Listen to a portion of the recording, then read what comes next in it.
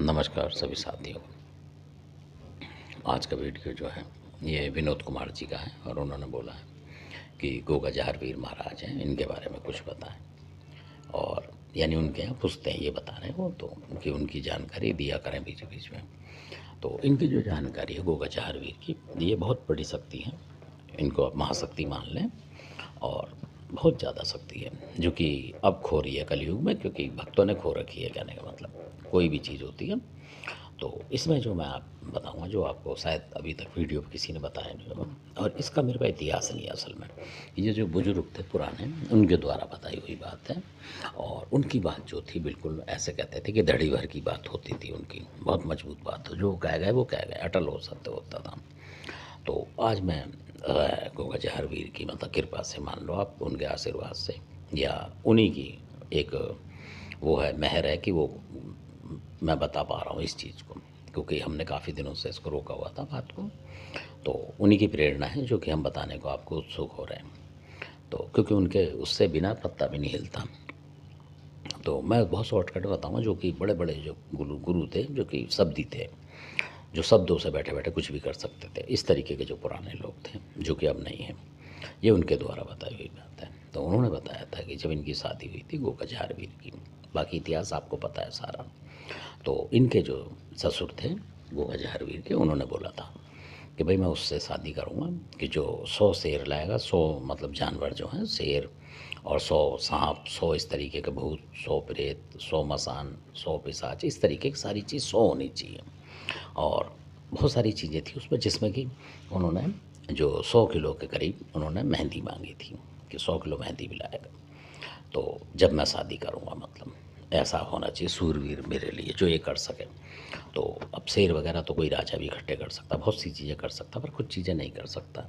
तो इस वजह से इन्होंने फिर गोरखनाथ महाराज से प्रार्थना करी कि महाराज ऐसे ऐसे बात है शादी की, क्योंकि वचन फंस गए तो फिर बेइज्जती का भी सवाल होता है, नहीं करेंगे तो हार होती थी। और आन बान शान के लिए उस टाइम जीते थे लोग, ना कि खाने पीने के लिए। तो उन्होंने गोरखनाथ जी से बोला, तो गोरखनाथ जी ने बोला कि हर चीज़ मैं तेरे लिए हाजिर कर दूंगा, भूत प्रेत जो भी हैं सब तेरे ऑर्डर पे आएंगे। इसलिए आपने देखा कि गोगा जहारवीर सावन में सारे देवता बंद हो जाते हैं, वो यही कारण है उसका।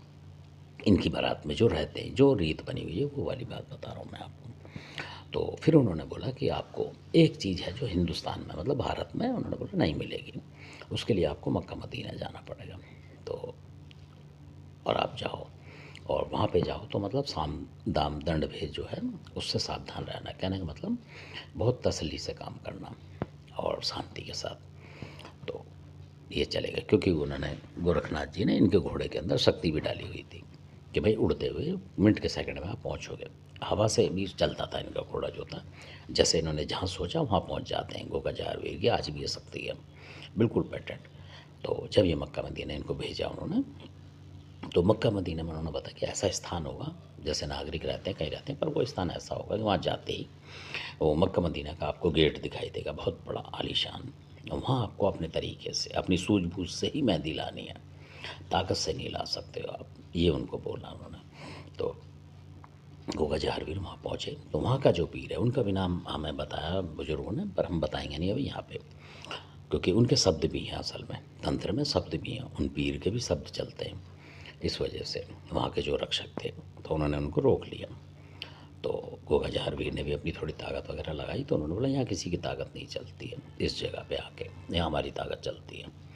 तब उन्होंने अंदर संदेश भिजवाया कि मेरे को गोरखनाथ महाराज ने भिजवाया, क्योंकि बहुत तसल्ली से, क्योंकि उन्होंने गोरखनाथ जी ने बोला था कि ताकत का इस्तेमाल वहाँ नहीं होगा, जहाँ जिस चीज़ का इस्तेमाल हो वहाँ करना है आपको, दया भाव से जैसा भी है। तो इन्होंने जाके बोला, तो उन्होंने गोरखनाथ जी का नाम सुना, तो उन्होंने देने को राजी हुए, और उन्होंने इस शर्त पे कि यहाँ पे आप आए हो तो हम उसको देते हैं जो मतलब 2.5 कलमा पड़ेगा। तब इन्होंने वहाँ 2.5 कलमा पढ़ा था, मक्का मदीना में 2.5 कलमा पढ़ा था, और वो जो है शब्द बन गया था। यानी कि कहने का मतलब जो 2.5 कलमा पढ़ा था, वो आज भी जो पुराने भक्त हैं वो जानते हैं उस कलमे को, आज भी उस शब्द को पढ़ते हैं वो, आज भी, जो कि है उसमें उन पीर का भी नाम आता है असल में। ये मैं बात बताऊँ आपको, तो इसलिए पूरी उसकी स्टोरी आती है उसी शब्द के अंदर, जो कि तंत्र में प्रयोग भी करते हैं लोग, इस वजह से। तो क्योंकि सारी बात इसमें बड़ी मेहनत से मिली हुई होती हैं, जो बताई नहीं जाती हैं उससे। तो ये बताई मैंने कथा, ताकि आपको श्रद्धा बढ़े, भक्ति बढ़े, विश्वास बढ़े। तब इन्होंने 2.5 कलमा पढ़ा। तो इस वजह से ही बहुत से लोग आपने देखा होगा कि इनकी पूजा करते हैं, तो वो लोग भी इनका बकरा काटते हैं जिन्होंने कभी कलमा पढ़ा नहीं, या कलमा उनको पढ़ने की इजाज़त नहीं है कहने का मतलब, या वो उस तरीके के सात्विक लोग नहीं है, वो भी बकरा काट देते हैं इनका। जबकि कटना इनका चाहिए अलग पद्धति से, कलमे के हिसाब से कटना चाहिए हमारे हिसाब से, क्योंकि जो मीरा साहब हैं उनका भी कलमा से ही कटता है।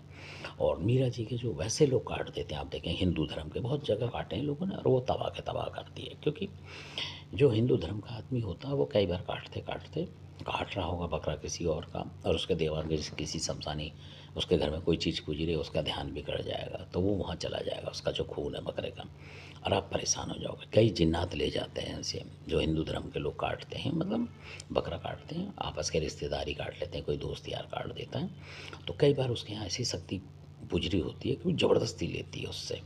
अब आपको पता नहीं है, और उसने जैसे ही काटा तो उसकी जो नेगेटिव शक्ति होगी वो आपके घर पे प्रवेश करके उस खून को ले जाएगी, और लेते ही आपका देवता नहीं लेगा, वो ले जाएगा, क्योंकि झूठा हो जाएगा तो आपका देवता हट जाएगा।